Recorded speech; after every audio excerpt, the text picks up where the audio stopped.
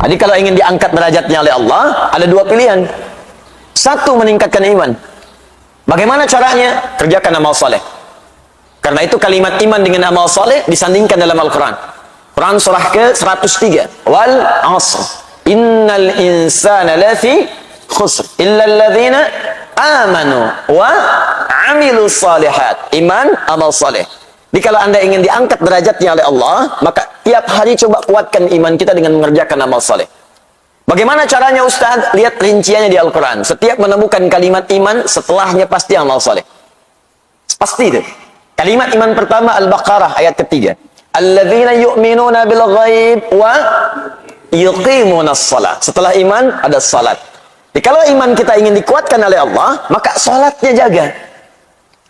Karena itu kalimat penanda iman itu ketika kita mendengar suara azan saja panggilan salat, belum salatnya. Ya, awas cek ya. Ketika kita mendengar suara azan saja, belum salatnya, itu iman kita akan terpancar di jiwa. Di kata Al-Quran ya, kalau bahasa kitanya, kalau ingin mengecek iman kita masih ada atau tidak, ketika mendengar suara azan dikumandangkan, kalimat Allahu Akbar, kalau dikumandangkan ada getaran nggak di hati? Kalau masih ada, itu tandanya iman kita masih terbersit dalam jiwa. Masih ada. Tinggal iman itu kemudian diwujudkan dalam bentuk amalan. Itu dalilnya Quran surah ke-8 ayat kedua. Innamal mu'minuna alladzina idza dzukirallahu wajilat qulubuhum wa idza tuliyat 'alaihim ayatuhu zadatuhum imana wa 'ala rabbihim yatawakkalun. Tuh lihat kalimatnya. Innamal mu'minun, orang beriman itu ciri utamanya pakai adatul hasri. Innama, pembatas. Yang punya iman itu dibatasi dengan ini nih. Jadi kalau tidak ada sifat ini dalam diri kita, patut dipertanyakan imannya masih ada nggak? Hati-hati, awas hati-hati. Jadi kalau sifat ini tidak ada, ini yang paling rendah, yang paling minim. Jadi kalau yang ini pun tidak ditemukan, patut ditanya. Kalau tidak maksiat yang paling dalam sehingga menutup cahaya imannya, atau yang kedua, dia sudah mulai jauh dan sangat jauh dari Allah Subhanahu wa Ta'ala. Apa ciri pertamanya? Idza dzukirallahu wajilat qulubuhum. Jika disebutkan nama Allah, ada getaran dalam jiwanya. Dan 5 kali diuji oleh Allah supaya dari subuh sampai dengan isya kita bisa ngecek imannya masih ada nggak. Baru bangun tidur dipanggil untuk menemukan iman kita masih ada nggak. Allahu Akbar, Allahu Akbar. Nyampe ke kita, di hati kita ada getaran. Sudah azan. Cepat siap-siap. Nah, kalau masih ada suara itu, iman itu masih ada. Nah, jaga itu, cepat respon. Cara menjaganya, cepat tunaikan sholatnya. Jangan banyak dikomentari lagi. Pak, sudah azan. Iya, mah, tapi belum qomat. Nah, nanti imannya tidak naik tuh. Kalau kita mau naikkan, cepat respon itu. Kejar. Karena itu, tingkat terendah ini, kalau sudah tidak ada, apalagi meninggalkan itu yang bermasalah. Di hadis Abu Daud, nomor hadis 857, itu bahkan disebutkan sifat setan yang paling pertama, itu kalau dengar suara azan, dia lari terbirit-birit. Idza udzina faqarra syaitanu wa alaihi dhuratun. Kalau azan dikumandangkan maka setan akan lari. Lari sambil terbirit-birit. Kalau bahasa letterleknya, lari sambil terkentut-kentut. Ya, dhurat itu kentut. Maksudnya apa? Saking bencinya dengan suara azan, kalau azan ada baunya pun dia nggak mau cium. Syaitan lari. Nah, jadi kalau ada yang nggak senang dengan suara adzan, nah itu patut ditanya. Saya tidak teruskan ya. Nanti kalau diteruskan jadi tersangka saya di sini. Paham ya? Nah, jadi coba cek lagi. Kuatkan amal saleh. Ya, tambah infak. Wa mimma razaqnahum yunfiqun. Al-Quran, walladzina yu'minuna bima unzila ilaik. Apa yang diturunkan pada Muhammad sallallahu alaihi wasallam. Al-Quran. Nah, jadi kalau Bapak Ibu ingin meningkatkan iman, tiap hari bikin kurikulum amal soleh. Ya, buat kurikulumnya. Kan ini sederhana sebetulnya. Ayo sholat, keluarkan semua jenis sholat. Fardunya, sunnahnya. Keluarkan, bikin sebuah gambaran kurikulum, deretkan tabelnya. Ini loh sunnah yang malam hari, ini sunnah yang pagi hari, sunnah yang siang hari. Teruskan, tambahkan sholatnya dari A sampai Z-nya. Nanti kalau tidak percaya, setelah Anda istiqomah dengan itu, akan terjadi perubahan pada diri kita. Akan terasa hubungan kedekatan dengan Allah. Enak gitu. Terus ketenangan pada jiwanya itu teresap. Makanya di ujung ayat itu langsung ditutup dengan kalimat wa 'ala rabbihim yatawakkalun. Orang-orang ini akan semakin dekat hubungannya dengan Allah. Tawakalnya tinggi sekali. Kalau sudah tawakal, dunia nggak akan ngaruh. Nggak akan ngaruh. Kemudian persoalan yang besar akan mengecil. Karena sifat kepercayaannya pada Allah itu tinggi. Ada masalah besar, ini kan Allah sudah tetapkan. Nggak mungkin saya diuji kalau saya nggak sanggup. La yukallifullahu nafsan illa wus'aha. Beres. Masalah kecil nggak akan terasa. Inna ma'al usri yusra. Yang sulit aja ada solusinya, apalagi yang kecil pasti hilang. Jadi sebetulnya saat Allah minta kita ibadah, itu ingin memudahkan hidup kita, membuat kita lebih tenang. Makanya saat kita diminta zikir, zikrullah kepada Allah, zikir itu puncaknya, gambaran paling pentingnya kata Allah supaya hatimu tenang. Quran surah 13 ayat ke-28. Ala bi dzikrillahi tatmainnul qulub. Yakinkan pada jiwamu, kata Allah. Ala itu harful ikhbar wa taukid. Huruf untuk menyampaikan informasi dan meyakinkan. Ya, kata Allah, yakinkan pada jiwamu. Zikir itu manfaatnya kalau benar, hatimu tenang. Dan ketenangan itu sesuatu hal yang penting. Kaya tapi gelisah, atau miskin tapi tenang. Pilih mana? Nggak ada pilihan ketiga, nggak usah maksa. Penting kan tenang itu? Tenang itu solusi. Tenang itu kedamaian. Tenang itu ketentraman. Kata Allah, saya minta kamu zikir supaya tenang. Dan ternyata, zikir itu ketika digali lagi di Al-Quran, ya amal soleh itu. Salat itu zikir. Buka Quran surah ke-20 ayat ke-14. Innani anallahu la ilaha illa ana fa'budni wa aqimis salata li dzikri. Saya itu Allah, gak ada Tuhan yang layak disembah kecuali saya, kata Allah. Sembah saya. Bagaimana caranya ya Allah? Tunaikan salat dengan benar li dzikri, sebagai zikir kepadaku. Anda baca Al-Quran, amal saleh, zikir. Quran surah 15 ayat 9. Inna nahnu nazzalna dzikra wa inna lahu lahafizun. Kami turunkan Al-Quran sebagai zikir. Jadi kalau kita sedang baca Al-Quran, sedang zikir. Fungsi zikir untuk ketenangan.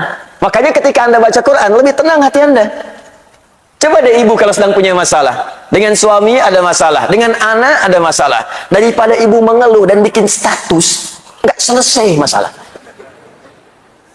Ternyata dia tidak seperti aku kira. Terus tungguin komen sampai maghrib. Capek. Mendingan puasa. Ambil wudhu, buka mushaf, ngadep kiblat, baca, tenang. Walaupun solusi belum datang, tapi ketenangan itu tiba. Menghafal Quran, zikir. Di Quran surah ke-54, ayat 17, ayat 22, ayat 32, ayat ke-40. Walaqad yassarnal Qur'ana lidzikr. Fahal min muddakir. Kami sudah mudahkan Al-Quran untuk diingat, dihafalkan sebagai zikir. Makanya penghafal Quran ketika mengulang-ulang surah hafalan itu sedang zikir. Zikir. Zikir, zikir.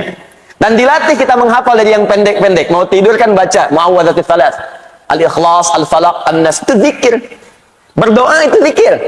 Makanya saat berdoa kan lebih tenang kan? Besok ada proyek tender, kita berdoa dulu. Walaupun tendernya belum ada, hati jadi tenang. Siang nanti mau ujian, sebelum ujian doa dulu. Ujiannya belum ada, tapi ketenangan itu datang. Makanya doa di Al-Quran disebut zikir. Quran surah ke-7 ayat 205. Wadhkur rabbaka fi nafsika tadarruan wa khifatan wa dunal jahri minal qaul. Ayo berdoa, kata Allah, zikir, sebut, minta padaku. Dalam jiwamu mohon dengan penuh kekhusyuan, minta. Tuh. Kalimat thayyibah dilatih pasca salat. Subhanallah, alhamdulillah, Allahu akbar, hadis Muslim. Nomor hadis 571. Zikir. Buka Quran surah ke-4 ayat 103. Fa idza qadaytumus salata fadhkurullah. Maka jika kamu telah tuntas mengerjakan salat, zikir kepada Allah. Nah, semua zikir ini bentuknya amal soleh. Amal soleh aktualisasi iman. Iman kalau ingin dikuatkan, kerjakan amal soleh. Kalau itu sudah ada, dampaknya ke hati tenang. Ini saat kita diminta beramal soleh, itu bukan Allah yang ingin memberikan beban ke kita. Kita yang ingin diringankan. Jadi kalau cara pandang kita kepada amal soleh itu begitu, ringan ibadahnya. Allahu Akbar, Allahu Akbar. Alhamdulillah, hari ini sekarang tiba saatnya Allah akan meringankan bebanku. Tapi kalau dilihat sebagai kewajiban yang ada bebannya, capek. Allahu Akbar, Allahu Akbar. Ya Allah, baru aja zuhur, dasar lagi. Baru zuhur, dasar lagi. Emang dia zuhurnya udah terlambat. jam 3.15 baru zuhur 3.19 dah asar. Jadi dia yang salah. Padahal kan Allah ingin upgrade iman dia, ingin tenangkan hatinya, tapi dia still membuat dirinya susah.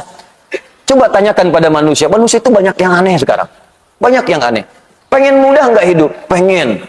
Pengen gampang nggak? Pengen. Pengen rezeki mudah nggak? Pengen. Tapi ketika dikasih jadi nggak pengen. Sholat jadi malas. Kamu zakat ya, saya tambah 10 kali lipat, nggak dikerjain. Kamu infak ya, saya berikan 700 kali lipat, nggak diberikan. Giliran dunia yang nggak nyata diikutin. Riba online diikutin. Pinjam, pinjol tuh pinjaman online, begitu dipinjam benjol. Itu yang repot.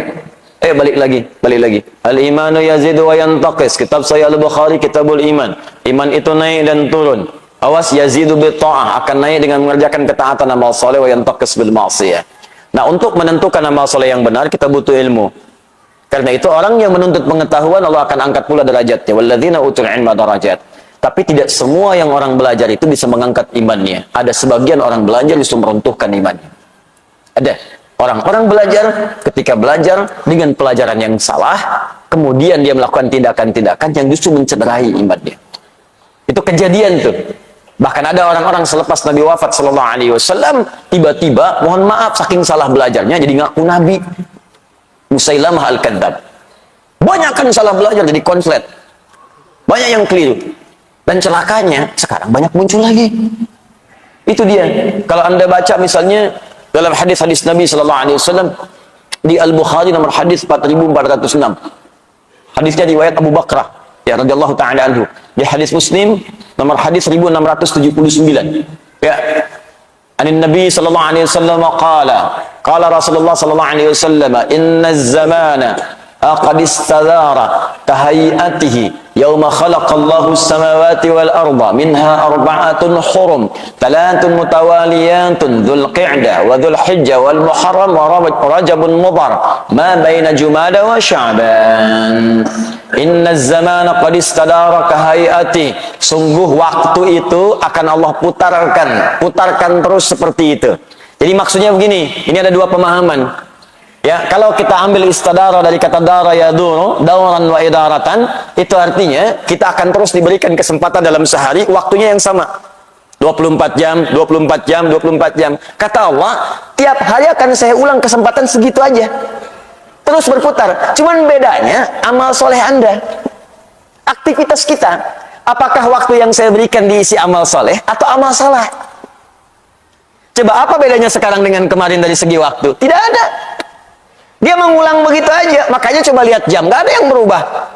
Silahkan cek, atasnya tetap 12, bawahnya 6. Kanannya itu 3, kirinya 9. 1, 2, 3, terus sampai dengan ke-12. Muter gitu aja.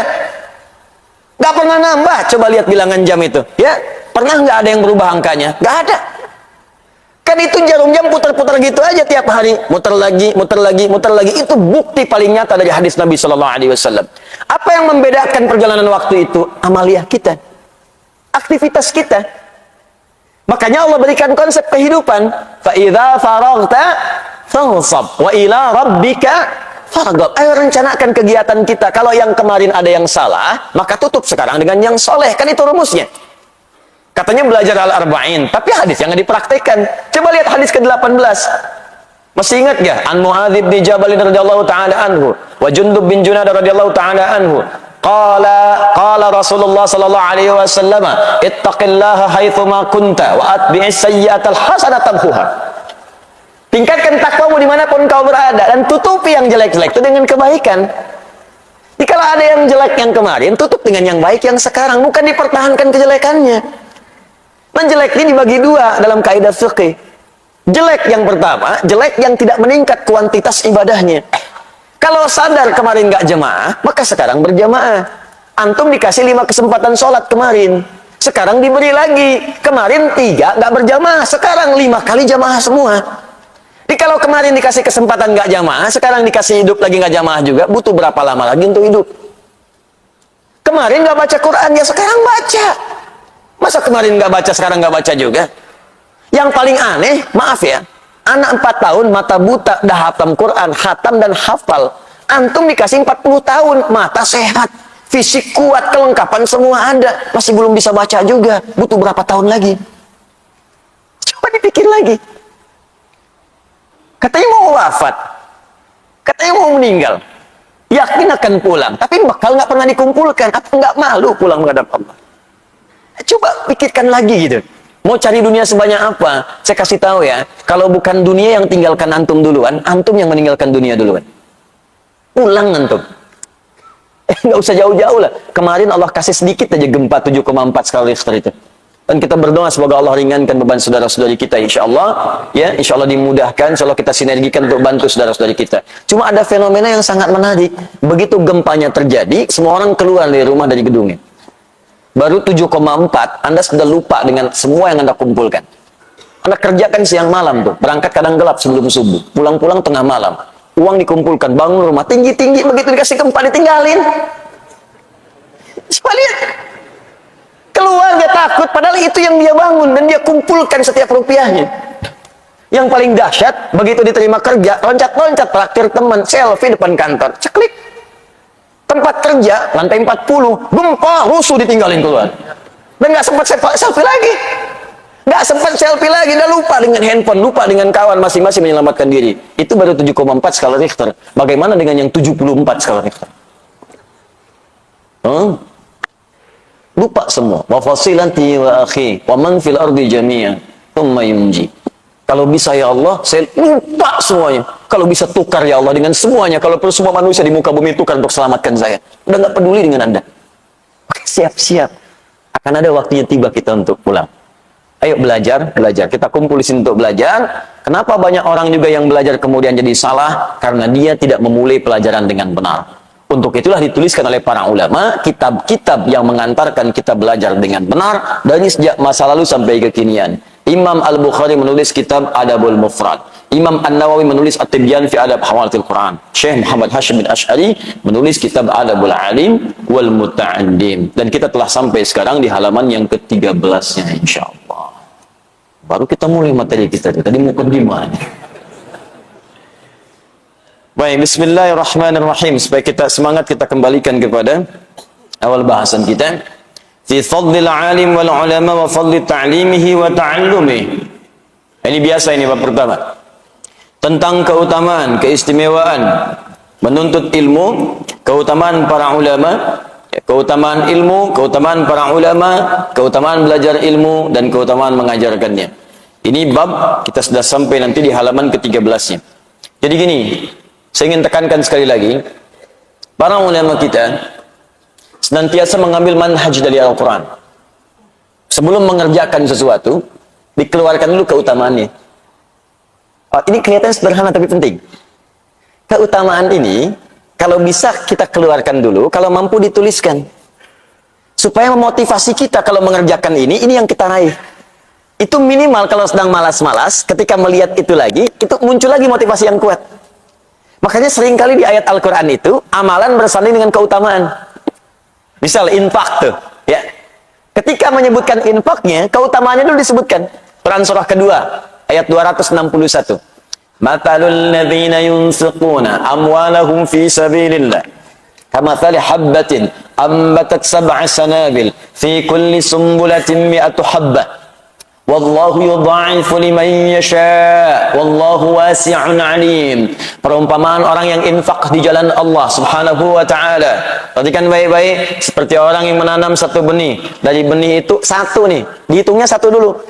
Jadi kalaupun ada 1 rupiah Anda berikan, itu hitungannya bukan 1. Ambatat sab'a sanabil. Dari 1 ini tumbuh 7. Fi kulli sumbulatin mi'atu habbah. Setiap 7-nya ada 100 benih baru. 1 kali 7 kali 100, 700 nilainya. 700 nilainya. Dan itu pun batas minimal, bukan batas maksimal. Karena ayatnya belum selesai, sering dipotong sampai sini, belum selesai. Wallahu yudha'ifu liman yasha. Dan Allah akan melipat gandakan tanpa batasan bagi siapa yang dikehendakinya. Kata sebagian pakar tafsir, maksud yang ayat terakhir ini adalah orang yang tak pernah berhitung, maka Allah akan berikan tanpa hitungan. Tapi kalau dia ngitung, ya sesuai hitungan itu diberikan. Infak misalnya, 1 juta masukin, sampai kotak infak tuh gak geser-geser. Tuh, 2, 3 juta. Tapi dihitung sama dia. Alhamdulillah, kali 700, punya catatan sendiri. 7 juta. Walaupun nggak dia upload, punya catatan, Allah kasih. Begitu dioper satu lagi, Masya Allah, ingin seperti yang 1 juta itu. Tapi nggak ada. Cuman dia nggak pernah berhitung, tapi keikhlasannya sangat dalam. Yang dia punya cuma 500 rupiah, itu pun logam. Dia masukkan dengan hati-hati, supaya bunyinya pun nggak kedengaran orang lain. Sampai masuk tuh lembut sekali, kayak landingnya itu soft gitu. Bagus. Dan dia nggak pernah berhitung, nggak pengen orang tahu. Itu lipat gandanya, yudha'ifu liman yasha, dilipat gandakan oleh Allah tanpa batasan. Bisa jadi dia masukkan 500, lipat gandanya bisa 1 juta, 1 miliar, 1 triliun dan sebagainya. Allah Ta'ala ada. Nah, kenapa dimasukkan itu? Banyak nanti keutamaan istighfar. Rajin istighfar bisa dapat surga seluas langit dan bumi. Quran surah ketiga 133. Wasari'u ila maghfirati min rabbikum wa jannatin arduhas samawati wal ardh u'iddat lil muttaqin. Disusul lagi dengan amalan lain. Ayo bergegas kamu istighfar dan berharap dengan amalan-amalan itu bisa mendapatkan surga seluas langit dan bumi. Disediakan bagi orang takwa. Apa ciri amalan orang ahli istighfar? Kalau rajin istighfar kata Allah, maka akan muncul amalan-amalan lain. Ayat 134-nya. Alladzina yunfiquna fis sarai wad dharra, rajin infak. Wal kadhiminal ghaidha, orang rajin istighfar itu sanggup menahan amarah. Jadi kalau Anda ingin jadi orang sabar, latihan istighfar. Astagfirullah. Orang mencela, istighfar dulu. Astagfirullah. Nah, ketika Anda rajin istighfar, itu kita akan diberi oleh Allah kemampuan menahan amarah. Ya. Dasar kamu begini. Astagfirullah. Apa? Astagfirullah.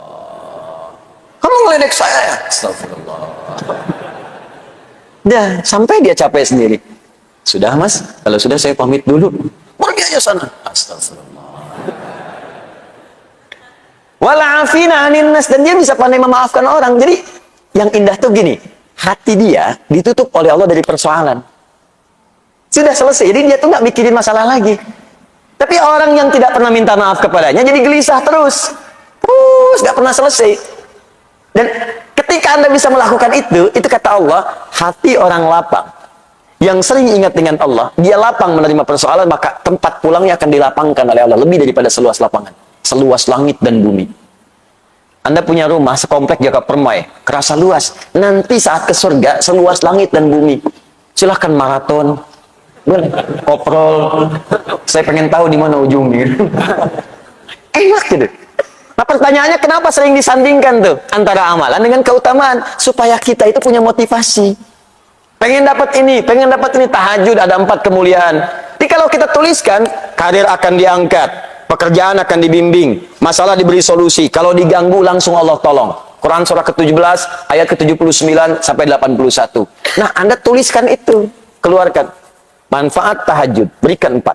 Tempelkan langsung di dinding tempat tidur Anda sebelah kanan. Jadi begitu miring ke kanan, Anda lihat itu. Nggak ingat tahajud pun ketika melihat itu, pengen bangun malam harinya. Kalau bisa bikin kata-kata yang menarik, seperti Kiai Haji Ahmad Dahlan menuliskan di temboknya ketika akan berdakwah beliau. Ya Dahlan, berdakwah itu seperti menggenggam batu bara. Ingat sabda Nabi, kalau kamu karena ujian yang kecil aja, karena celaan kamu gagal, kecil kamu. Seperti memegang batu bara. Tuliskan di dinding kita. Katanya karir pengen diangkat oleh Allah, tahajud aja nggak mampu. Katanya pengen hidupnya mudah, tapi bangun 2 rakaat aja nggak sanggup. Katanya pengen ditolong oleh Allah, tapi begitu Allah ingin berikan, kamu nggak panggil. Sepertinya apa sih maumu? Tuliskan di situ. Ya, tuliskan. Di situ aku kadang merasa sedih padamu. Catat tuh. Tulis di tembok kita. Begitu dituliskan seperti itu, malam bangun. Itu manhaj namanya. Langsung antum setting alarm kan? Bangunnya bismillah jam 3, bangun. Alarm 2:04, 2:30, 2:45. Ya, supaya tertata rapi. Alarm 2:15 mematikan alarm 2:30. Alarm 2:30 matikan alarm 2:45. 15 menit kan ada persiapan. Jangan dikira orang bangun tuh langsung sadar, kan duduk dulu.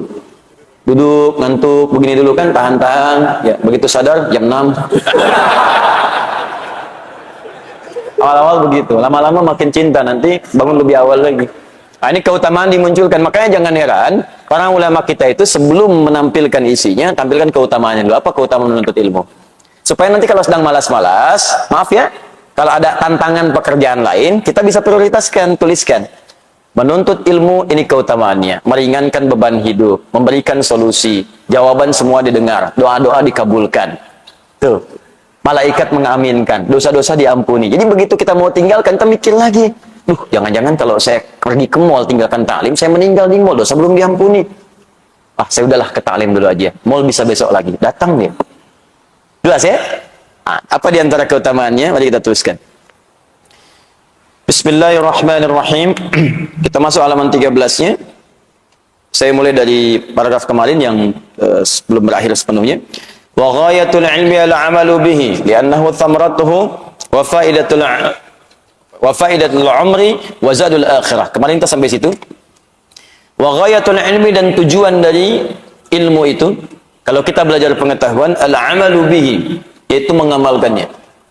Dimohon izin, kemarin saya tegaskan, ilmu dengan amal nggak bisa dipisahkan. Justru ilmu itu akan mulai mendapatkan pahala melimpah ketika diamalkan. Anda belajar fikih sholat, kalau nggak pernah dipakai sholat, kapan datang pahalanya? Hanya berhenti di saat belajar saja. Makanya ayo teman-teman, jangan batasi di majlis ilmu.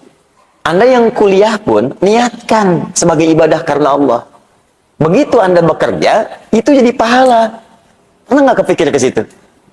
Yang kuliah di ITB, di IPB, di UI, di IAIN, di UIN, dimanapun, coba niatkan sebagai ibadah. Nanti ketika diniatkan sebagai ibadah untuk mengamalkannya, Allah akan permudah dan berkah nanti ilmunya, berkah.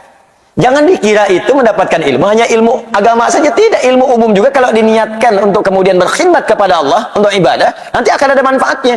Masuk ITB, pengen jadi insinyur, masuk jurusan arsitektur, keluar dari situ bisa desain masjid, desain hotel dengan musolanya, sipilnya bikin jalan. Begitu diniatkan sebagai ibadah, berapa banyak orang lewat untuk umroh di situ. Ini jalan ini aja, berapa banyak orang lewat untuk sholat ke Al-Azhar. Subuh ini aja, berapa banyak lewat situ. Berapa banyak yang pakai keran di situ untuk wudhu. Berapa banyak yang ke toilet. Anda bayangkan, kalau cuma ngejar dunia, nggak akan dapat tuh pahala akhirat. Tapi kalau ilmu Anda dipakai untuk berniat ibadah kepada Allah, Anda bikin kemudian desain kerannya, Anda bikin jalannya, Anda bikin bagian tempat wudhu dengan toiletnya. Begitu dipakai, dunianya dapat, dunia diberikan panjar duluan. Pahala akhiratnya, setiap yang wudhu Anda dapat pahalanya. Setiap yang lewat Anda dapat pahalanya. Dan saat belajar itu demikian, Allah akan berikan kemudahan. Makanya ilmunya berkah. Coba lihat orang-orang dulu itu, yang makannya Masya Allah kadang-kadang sekedar singkong. Ya, kadang-kadang ketemu nasi pun sehari cuma sekali, itu pun dibagi lagi dengan 6-5 orang. Tapi dahsyatnya ilmunya berkah. Saya kalau lihat orang dulu belajar bahasa aja, jarang yang ada satu bahasa. Minimal 2. Bahasa Indonesia, bahasa Belanda. Never dong, misalnya mana si pitung? Belanda dapat. Jepang ada yang bisa bahasa Jepang. Orang dulu. Coba diplomat-diplomat dulu itu. Kayak Haji Agus Salim, berapa banyak bahasanya? Ya Bung Hatta, ya Masya Allah. Insinyur Soekarno, misalnya yang lain-lainnya itu. Ya mereka belajar. Dan yang paling dahsyat ulama-ulama kita. Masya Allah itu. Ya, ulama-ulama kita itu dulu bukan sekedar belajar, kemampuannya luar biasa. Semua ilmunya bersanad. Kemampuan bahasa Arabnya, kemampuan Qurannya, bahkan tidak sedikit yang jadi mufti langsung di Masjidil Haram. Tidak sedikit di antara mereka. Dan namanya abadi sampai sekarang. Bahkan murid-muridnya mengajar lagi. Syekh Yasin Al-Fadani, berapa banyak muridnya sekarang mengajar? Syekh Ahmad Khatib Al-Minangkabawi, berapa banyak muridnya punya manfaat sekarang? Jadi saya sarankan kalau kita mau belajar dimanapun itu, termasuk Anda yang sekolah di kampus-kampus umum, ayo bikin konsep untuk ibadah. Dengan ilmu ini saya akan berkhidmat. Ingat pesan saya, kalau Anda kejar akhirat, dunia akan ikut. Tapi kalau Anda kejar dunia, akhirat akan meninggalkan Anda. Kita kesini untuk ibadah, sholat, taklim. Dunia ikut. Begitu selesai, ada kopi, ada sarapan, ada pisang, dunia tuh. Tapi kalau kesini cuma nyari pisang, kan dapat. Udah akhirat gak dapat, pisang gak kebagian. Paling gak enak tuh. Akhirnya bikin status, ternyata di Al-Azhar gak ada pisang. Enak kesini mau cari pisang, mau cari ilmu. Jadi kalau kita nyari akhirat tuh ikut dunia semua. Saya sering katakan begini, rezeki itu udah diatur. Surga kita yang belum jelas. Dunia itu nggak usah capek lah. Ya, yang capek pada dunia, dia belum paham dunia. Makanya pelajari ilmunya supaya nggak susah. Ini di rumah tangga ribut karena nggak pelajari ilmunya. Jadi nggak selesai-selesai. Padahal kadang-kadang cuma beres dengan senyuman aja, tapi kadang nggak beres-beres. Kenapa? Karena ilmunya nggak dipelajari. Di bagian pertama, ghayatul ilmi ala amalu bihi. Ya, jadi mohon izin, orang yang belajar itu tujuannya untuk diamalkan. Kemudian itulah menjadi buah dari pengetahuannya yang bermanfaat untuk hidupnya di dunia dan bekalnya ke akhirat. Ini yang kemarin kita tegaskan. Sekarang teruskan. Wa nahika bihadza syarafan wa fadlan wa jalalatan wa nubula. Kita selesaikan kemarin sampai di sini. Dan cukuplah engkau paham kalau engkau bisa belajar dengan mengamalkan ilmumu, bukan sekedar hidupmu dunia akan bermanfaat, bekal akhiratmu menambah, tapi kata Syekh Hashim, syarafan, engkau akan dimuliakan oleh Allah. Wa fadla, engkau akan diberikan keutamaan lebih oleh Allah. Syaraf, diangkat kemuliaannya. Bahkan Allah turunkan langsung ayat sendiri. Yarfa'illahu alladhina amanu minkum walladhina utul ilma darajat. Syaraf. Quran surah ke-58 ayat ke-11. Wa fadla, dapat tambahan keutamaan. Diutamakan. Nambah. Apa di antara keutamaannya? Diangkat derajatnya seperti mujahid fi sabilillah. Kalau wafat, syahid. Ada di antara keutamaan penuntut ilmu itu, teman-teman, ini ya, saya beri contoh sedikit. Jadi kalau ada fadlun dalam Al-Quran, itu artinya tingkat yang paling utama. Jadi kalau surga, surga yang paling utama. Kalau dunia, dunia yang paling utama. Ada posisi dalam sholat yang saat kita mengerjakannya, kata Allah, jangan berdoa biasa. Minta yang paling utama. Misal, ya, kan di sholat kita sering berdoa kan? Makanya sholat di fikih disebut doa. As-sholatu hiyad doa. Sholat itu doa. Karena semua dari takbir sampai salam, itu doa. Tapi ada dua posisi saja yang langsung kata Allah, kalau Anda berada di dua posisi itu dan Anda berdoa, maka minta yang paling utama. Kalau surga, minta surga yang paling utama.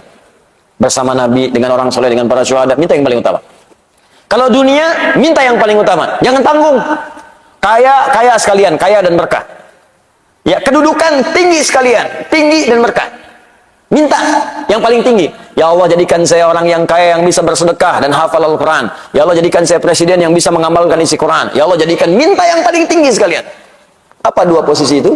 Itu ada di Quran surah ke-48 ayat ke-29. Disebutkan dengan kalimat fadl.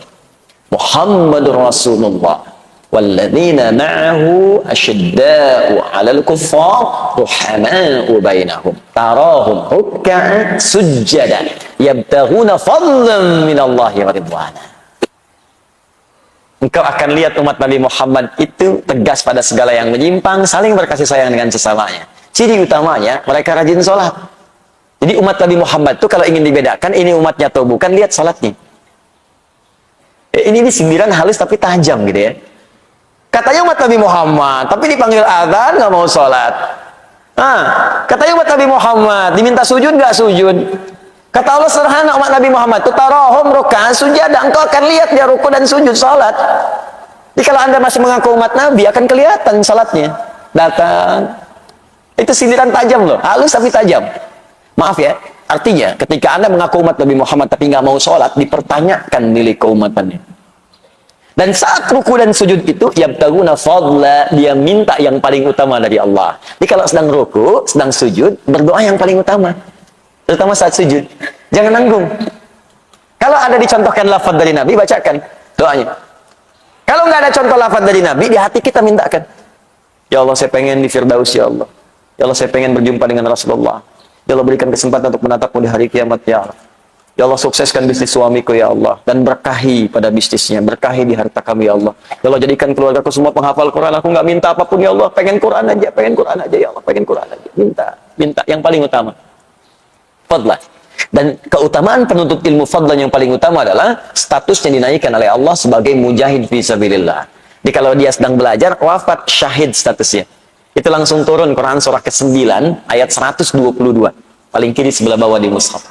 Wa ma kana al-mu'minuna liyanfiru kaffah. Ya, falaula nafara min kulli firqatin minhum ta'ifah liyatafaqahu fid din wa liyunziru qaumahum idza raja'u ilaihim la'allahum yahdharun. Catat ya, karena di kitab tidak ada, ini syarahnya.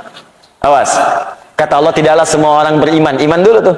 Tidaklah semua orang beriman pergi bermedan perang semuanya, ke medan juang semua. Aku akan turunkan satu amalan yang kalau dikerjakan statusnya sama dengan yang berjuang di medan perang. Apa amalan itu? Tafaqquh fid din, belajar di agamanya. Makanya saya nggak bosan ingatkan, coba catat jadwal taklim di setiap masjid. Catat yang tafakuh, yang baik-baik. Yang baik-baik. Yang bisa memahamkan kita. Ini bukan sekedar datang, tapi nggak ada isinya. Datang apalagi menurunkan iman kita, itu yang bahaya. Yang banyak ketawa tapi nggak jelas. Atau yang isinya bahkan semakin nggak jelas. Semua agama sama, menuju pada Tuhan yang sama, cuman caranya beda-beda. Jangankan kita yang dengar, dia aja yang nyampein bingung. Ya. Itu kan bahasa Nabi. Anda akan mendengar nanti sayati. Awas, zamanun. Akan datang satu masa nanti. Di hadis Muslim, sahih hadisnya. Akan datang di satu masa nanti, orang-orang yang tiba-tiba menyampaikan sesuatu, membuat Anda bingung, kaget. Ya, jangankan Anda, kata Nabi, orang dulu pun kalau dengar itu akan ikutan kaget. Ini Abu Jahal, Abu Lahab, abu-abu yang lain tuh kalau dengar Abu, nah yang sekarang, itu ikut kaget tuh. Ikut kaget. Karena mereka pun nggak punya kosakata itu. Ya, oh canggih juga nih kata-katanya ya. Ini Abu Jahal tuh nggak punya itu. Ya, Abu Jahal sejahal-jahalnya. Ya, benar, Abu Jahal sejahal-jahalnya. Dan Abu Lahab selahab-lahab ya. Itu Abu Jahal tuh datang kepada Nabi dengan rombongannya itu. Ketika datang ke Nabi, kalimatnya sederhana. Ya Muhammad SAW, kita ini nggak usahlah berpelisih, nggak usah perang. Ya damai aja. Nah, caranya gimana? Malam ini, biarkan kita memang beda, kata mereka. Kita memang beda. Tapi perbedaan ini jangan sampai membuat kita berselisih perang. Malam ini, udahlah kita gantian aja. Malam ini kami nyembah Tuhan kamu. Besok-besok kamu nyembah Tuhan kita. Selesai. Tapi kalimatnya sederhana. Kita memang beda, tapi jangan berselisih. Tuh, jadi orang-orang dulu sejahal-jahalnya, sejahiliah-jahiliahnya, itu nggak kenal dengan persamaan agama. Nggak kenal dengan pluralisme agama, semua agama sama. Dia masih mengakui kita emang beda. Tapi beda ini jangan sampai rame, gantian aja. Turunlah surah Al-Kafirun. Qul ya ayyuhal kafirun. Katakan Muhammad pada orang-orang yang masih menutup dirinya, belum bisa menerima cahaya Islam dengan baik. Makanya ketika dipanggil kafir, dia nggak marah. Abu Jahal kan pintar bahasa Arabnya. Ya, lebih pintar daripada yang sekarang. Pintar. Bisa bikin sastra, kalimatnya fasih, dipanggil kafir nggak marah. Qul ya ayyuhal kafirun, dia nerima. Memang saya masih menutup diri kok. Dan dia nggak marah. Nggak pernah tuh ada riwayat mengatakan tafsir asbabun nuzul ketika disebutkan qul ya al kafirun, Abu Jahal langsung naik pitam mengatakan, "Apa kafir?" Nah, ya. Jadi orang Arab paling fasih aja disebut kafir, dia menerima karena itu memang bahasa syariat, bahasa fiqih, dan itu dipahami betul. Ini konteks yang harus kita dapatkan teman-teman sekalian. Ini kembalikan lagi ya supaya nggak lama-lama. Nah, fadla, minta yang paling utama. Jelas ya? Baik, kemudian wajalalatan wa nubula. Jalalatan wa nubula, dan dia mendapatkan status tinggi di hadapan Allah. Allah punya sifat jalla wa ala. Jalla, tinggi, tak tertandingi. Jalalah, orang dinaikkan oleh Allah dengan status tinggi. Bagaimana kemudian mendapat status tinggi itu? Wa nubula, nabil istimewa. Bagaimana mendapatkan itu semua? Dirinci lagi oleh Syekh Hashim. Ini yang kita bacakan. Ya. Jadi ini Masya Allah ini. Ya, Al-Quran, hadisnya ada semua. Bismillah. Yuk kita teruskan. Ke-14 ya. Ayat-ayat yang tadi untuk mendapatkan keistimewaan sudah saya bacakan sebelumnya. Wa qala ta'ala innama yakhsyallaha min ibadihil ulama. Pertama diangkat statusnya oleh Allah yang istimewa sebagai orang yang paling khasyah dengan Allah. Jadi paling takut kepada Allah itu orang-orang yang punya ilmu. Status pertama. Di Quran surah Fatir itu, Quran surah ke-35 ya, dari ayat 27 sampai ayat 29. Di 28-nya ada kalimat itu. Kemudian juga teman-teman sekalian, kita teruskan ke bagian kita sekarang, halaman 14. Faman dhafara bihi su'ida wa man fatahu khasira. Maka dari itu, orang-orang yang semangat menuntut ilmu, maka hidupnya cenderung bahagia. Bahagia dia. Karena semua janji yang diberikan tadi dia dapatkan. Kalau wafat, syuhada. Wafat syuhada itu enak. Di surga aja ketemu Nabi langsung. Bukan cuma Nabi, semua Nabi. Ya, wafat syuhada. Orang wafat dalam keadaan syuhada. Kalau dia sambil belajarnya bisa bertobat, istighfar, minta ampun sama Allah, kan? Terus wafat di situ, sedang belajar. Tadinya pelaku maksiat banyak, tiba-tiba pengen tobat, datang ke majelis ilmu, tobat di situ. Setelah tobat dia belajar, baru disebutkan belajar huruf Al-Quran. A'udhu, A diikuti, A begitu, A keselak dikit, A meninggal. Ya, itu modal dikit keuntungan banyak. Betul, teori ekonominya pas banget itu. Ya, modal dikit keuntungan banyak, udah tobat, dosa diampuni, baca huruf A, masuk surga ya. selesai, syahid lagi statusnya. Nah, di mana ketemunya? Di surganya. Begitu naik turun Quran surah keempat ayat 69. Wa may yuti'illaha wa rasul fa ulaika ma'al ladzina an'ama Allahu 'alaihim minan nabiyyin was-siddiqin wasyuhada'i was-salihin wa hasuna ulaika rafiqa. Dzalikal fadlu min Allah. Masya Allah. Orang-orang yang taat kepada Allah dan Rasulnya, hati-hati kemudian dia wafat, maka dia akan dikumpulkan dengan orang-orang yang Allah berikan nikmat kepada mereka. Siapa di antaranya? Para nabi. Setelah para nabi siapa? Syuhada, siddiqin, syuhada, salihin. 3 golongan. Maka kalau bisa jadi bagian dari itu. Ya, jadi bagian dari yang disebutkan. Jadi status naik. Kemudian hidup ringan. Ilmu berkah. Dan ingat ya, setiap ilmu itu dapat, kalau diamalkan, rezeki mengikuti. Itu sudah rumus. Ilmu, amal, rezeki. Maka ada orang yang masih cari ilmu, rezekinya datang. Jadi kalau Anda benar cari ilmunya, jangankan diamalkan, baru cari ilmu, rezekinya datang. Itu akan dimudahkan oleh Allah. Coba lihat deh, para penghafal Quran, terus dia niatkan karena Allah, tiba-tiba datang donatur. Bahasa manusia donatur itu, yang kirim kan Allah juga. Muhsinin, datang kirim, dapat beasiswa. Beasiswa itu siapa yang ngasih? Manusia kan nggak punya, Allah yang menggerakkan. Masuk. Masya Allah. Tiba-tiba belajar ke Mesir, kurang, bikin tempe, gitu kan? Tempe dibikin, dibeli, berkah ilmu. Begitu belajar, dari dapatkan itu, selesai, tiba-tiba naik status, kasih jadi. Itu Masya Allah. Banyak tuh. Di orang yang benar cara belajarnya itu, dia dhafara. Su'ida. Kalau benar dia ikat ketentuan Allah dengan baik, syaratnya ikat ketentuan Allah dengan baik. Niatkan dengan ikhlas, lakukan karena Allah, nanti akan datang. Belum diamalkan, rezeki sudah tiba. Begitu diamalkan, rezeki datang melimpah. Sampai dia menyimpulkan, saya udah nggak perlu dengan semua ini, kecil nih. Jadi yang dia perlukan Allah saja. Makanya setiap hari, dia katakan, Allahu Akbar. Nggak ada yang lebih besar daripada Allah. Sholatnya enak gitu. Jadi nggak ada nilainya. Lamborghini, nggak ada. Ya, Ferrari, lewat.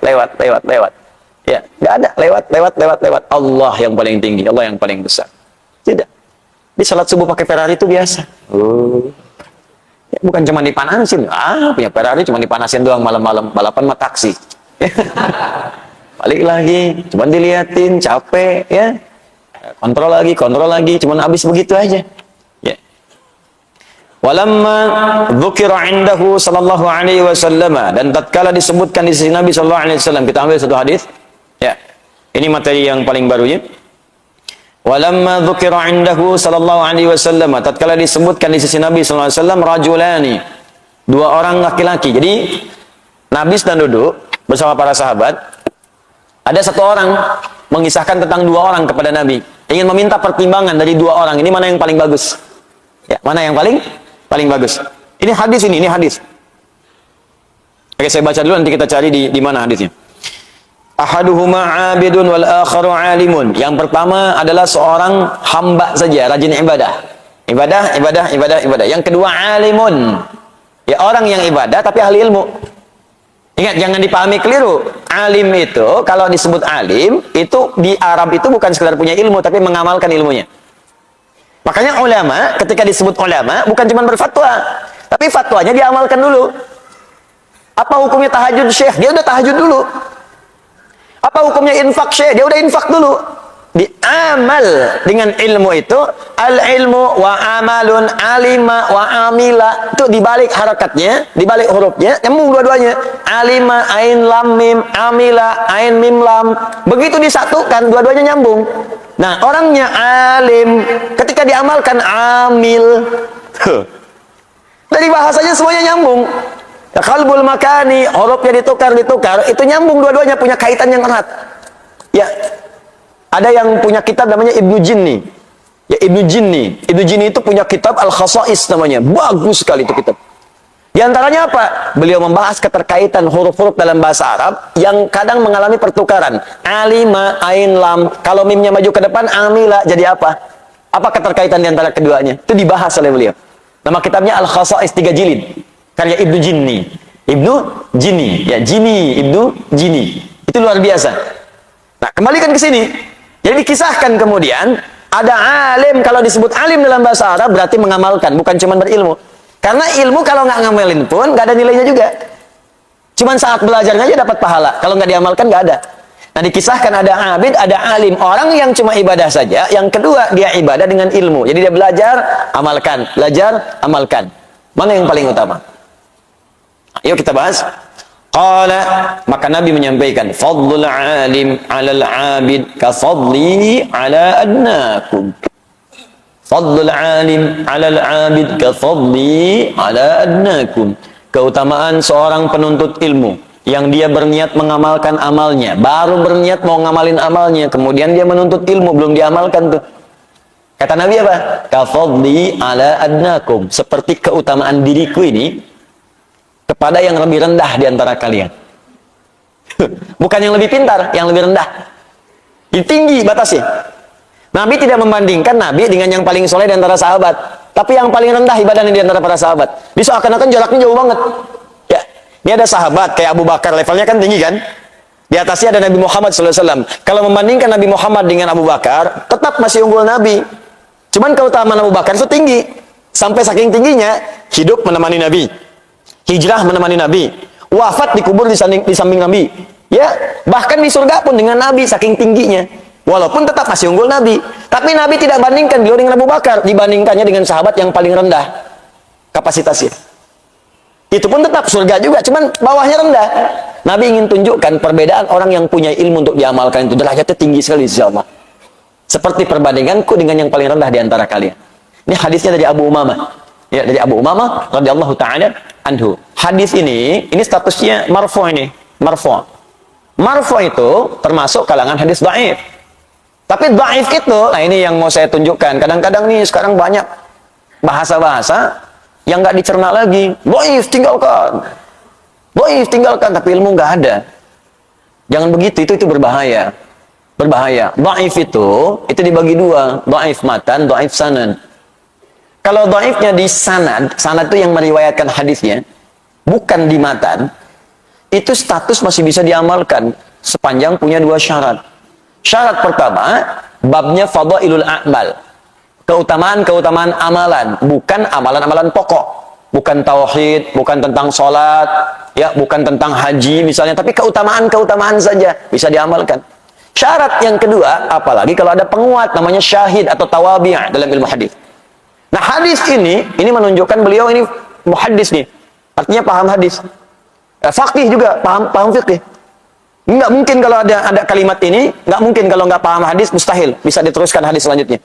Hadis yang tadi saya bacakan itu, yang ada di sini, riwayat Abu Umamah, ternyata syahidnya banyak. Syahidnya banyak. Syahid itu hadis lain yang menguatkan, yang statusnya lebih tinggi. Ya, lebih tinggi lagi. Di mana adanya? Di Abu Daud ada, di At-Tirmidzi ada, di An-Nasai nomor hadis 233 ada, riwayatnya sahabatnya Abu Darda, sahabat Abu Darda radhiyallahu taala anhu. Bahkan Al-Imam An-Nawawi menyantumkan juga di Riyadhus Shalihin-nya. Riyadhus Shalihin itu ada 1896 hadis. Coba cek nomor hadis 1388. Yang kitabnya Fadlul Ilmi. Awas, wal alim wa ta'alluma wa ta'liman lillah. Itu babnya. Nomor hadis 1388. Disebutkan riwayat Abu Darda, ditutup dengan ujungnya rawahu Abu Daud wa Tirmidzi. Apa hadisnya? Man salaka tariqan yaltamisu fihi ilma sahalallahu lahu tariqan ilal jannah wa innal malaikata la tad'u ajnihataha ridan li talibil ilmi wa inna talibal ilmi la yastaghfiru lahu man fis samawati wa man fil ardi hatta al hitan allati fil bihar. Apakah selesai? Belum. Wa fadlul alim 'alal 'abid ka fadlil qamari 'ala sairil kawakib. Apakah selesai? Belum. Wa innal ulama'a warathatul anbiya wa innal anbiya lam yurithu dinaran wala dirhaman walakinnahum warathul ilma fa haddu bihadin wafir. Selesai. Sampai di situ. Itu sering dipisah-pisah hadisnya, sering dipotong-potong padahal satu kesatuan. Nah, setelah menyebutkan hadis tadi, beliau menerangkan hadis yang tadi saya ucapkan sampai akhir. Ada syahidnya. Nah, logikanya gini sederhananya. Uang 1 juta dengan 100.000 banyak mana? 1 juta, berarti 1 juta sahih. 100.000 dhaif, ya kan? Tapi kalau 100.000 yang ngasihnya 10 orang. 100.000, 100.000, 100.000, 100.000, 100.000. 100.000 kali 10 berapa? 1 juta. Maka yang dhaif naik status jadi sahih. Awas hati-hati nih. Sekarang kita sedang menyebut dihadapkan pada dai-dai yang tadi dai amplop. Sampai orang ini punya pandangan ke amplop diterapkan ilmu hadis di tempat yang salah. Saya kalau ceramah amplopnya tebal, itu sahih itu. Tapi kalau amplopnya tipis, dhaif. Ya. Kalau tipis tapi banyak, sahih li ghairihi. Itu kaidah yang ditempatkan di tempat yang salah. Kalimatul haqqi rada bihal batil. Tapi kalau diilustrasikan, benar. Ini 1.000.000 sahih, 100.000 dhaif. Tapi kalau 100.000 dikasih 10, naik juga jadi 1.000.000. Sahih li ghairihi. Sama hadis dhaif, kalau isinya benar, yang diragukan itu orang yang nyampaikannya, bukan karena isinya. Karena di hadis itu kualifikasinya ketat. Gini, orang pemabuk saja atau orang pernah punya salah meriwayatkan hadis, saking hati-hatinya ulama, hadisnya tidak diambil sekaligus. Dituliskan catatan, ini orangnya bermasalah. Bukan hadisnya, orangnya. Kenapa disebut orangnya? Karena khawatir nanti hadis diriwayatkan oleh orang yang bermasalah. Sehingga ketika ada orang salah, orang akan mengatakan, pantas salah hadis yang diriwayatkan oleh orang bermaksiat.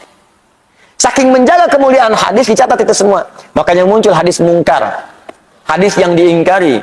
Karena orangnya seringkali berbuat maksiat. Bukan karena hadisnya. Hadis matruk, hadis yang ditinggalkan. Bukan karena hadisnya buruk. Tapi karena orangnya seringkali berdusta. Sehingga nggak bisa dibedakan. Ini orang lagi bicara hadis atau dusta. Jelas ya? Hadis maudhu, hadis palsu. Bukan hadis yang bermasalah. Orang yang memalsukan itu. Kalimatnya mah benar. Cuman orangnya mengatakan itu hadis. Padahal bukan. Ya, pernah dengar ini? Makan saat lapar, berhenti sebelum kenyang. Pernah dengar? Itu hadis palsu. Saking palsunya, di kitab hadis palsu pun nggak ada. Saking palsunya. Cuma ada di satu kitab, Ar-Rahmah fi Tibbi wal Hikmah, karangan Al-Imam Jalaluddin Suyuti, halaman 29. Dan Imam Suyuti pun tidak menyebut hadis, menyebutnya kisah. 3 orang dokter yang memberikan advice, nasihat kepada seorang raja. Kalau pengen sehat, kata dokter yang keempat dari Sudan, yang 3 itu satu dari Irak, ya, yang kedua dari India, yang ketiga dari Romawi, memberikan nasihat, obat untuk makanan yang sehat. Yang keempat dari Sudan, yang Sudan ini mengatakan kalau pengen sehat, saat paduka lapar, silahkan makan dan angkat tangan paduka sebelum kenyang. Muncul kata mutiara mahfudhat, makan saat lapar, berhenti sebelum kenyang. Itu kata mutiara, isinya bagus, cuma datang orang belakangan, hadis. Di orang itu yang salah, bukan kalimatnya. Paham nggak sampai sini? Allahumma barik lana fi Rajab wa Sya'ban wa balighna Ramadan. Ya Allah, mohon berkahi hamba di bulan Rajab dan Sya'ban, dan mohon sampaikan pada bulan Ramadan. Isinya benar. Cuman orangnya ada yang bermasalah. Disebut kemudian hadis mungkar. Orangnya yang mungkar, hadisnya nggak apa-apa. Paham nggak maksudnya? Nah, kalau kita belajar ilmu hadis, ngerti sampai situ. Sebab kalau kita ingin mengamalkan kalimatnya pun nggak apa-apa, tapi jangan dipahami sebagai hadis. Nih, boleh nggak kalau saya di bulan Rajab berdoa begini, ya Allah, anugerahkan hamba keberkahan di bulan Rajab ini, ya Allah. Beri kemampuan untuk beramal. Dan mohon beri kesempatan, ya Allah, untuk sampai di bulan Sya'ban dan pertemukan dengan Ramadan, ya Allah. Hamba ingin bertobat. Hamba ingin bertobat. Boleh nggak? Itu bahasa Arabnya, Allahumma barik lana fi Rajab wa Sya'ban wa balighna Ramadan. Sama aja. Orang Arab bacanya pakai bahasa Arab. Kita pakai bahasa Indonesia. Cuman salahnya apa? Ketika ada orang mengatakan misalnya ini hadis, atau orang itu bermasalah. Paham ya? Nah, ini ketika dicantumkan di sini jangan langsung divonis. Hadis palsu tuh, hadis dhaif tuh, tinggalkan kitabnya. Oh. Jangan karena ketidakmampuan Anda memahami sesuatu, Anda berlaku bodoh dan ngajak orang lain bodoh, itu ngerepot. Kalau mau bodoh, bodoh aja sendirian, jangan ngajak orang. Terus belajar gitu. Paham ya? Ini sudah nggak ngerti bikin status. Saya terima dari ibu saya tuh satu video. Hati-hati katanya. Nah, ini ada ini, benar nggak? Begitu dikirimkan, orang langsung bilang, hati-hati, ada Quran palsu menyebar di Indonesia. Tuh lihat, dipertontonkan oleh dia. Tuh lihat, bahkan ini huruf fa-nya nggak ada titiknya. Ih, huruf qaf, lihat huruf qaf, titiknya malah di bawah cuma 1. Itu bukan palsu, itu Quran riwayat Warsh. Warsh. Dan dia mendapatkan anugerah karena nggak mudah menemukan Quran riwayat itu di Indonesia. Ada yang di Afrika tuh bagian barat. Dia di Mesir, karena Warsh berasal dari Mesir, muridnya Imam Nafi'. Itu nggak semua orang punya. Imam Al-Azhar di sini belum tentu punya. Belum tentu punya, di Istiqlal belum tentu ada. Anda dapat itu dibilang Quran palsu. itu ilmu gitu, itu yang paling penting. Jadi kalau belum bisa memahami sesuatu, jangan banyak berfatwa. Itu bahaya. Kata Imam Malik, hafal 100.000 hadis, tapi nggak paham isinya, jangan berfatwa. Kalau bukan Andanya yang sesat, orang lain nanti yang terlantar. Paham ya? Jadi ini maksudnya kalau saya bacakan nanti, kalau ada yang berkomentar tuh hadisnya dhaif tuh. Memang hadisnya dhaif, tapi dia bisa diamalkan. Dhaifnya bukan dhaif yang parah bertentangan dengan kaidah-kaidah hukum Al-Qur'an dan Sunnah. Dan dia dikuatkan dengan hadis lain karena itu statusnya naik kemudian menjadi hadis yang sahih li ghairihi. Kenapa dicantumkan di sini? Katanya dhaif. Karena yang nulis itu ahli hadis, ente yang komentar nggak paham hadis.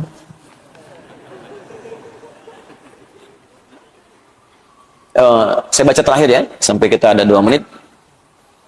Saya takutnya nanti ditanya, belajar apa tadi? Hadis dhaif. Cuma naik status, ahli ghairihi. Gimana itu? Ya, aja tayangannya.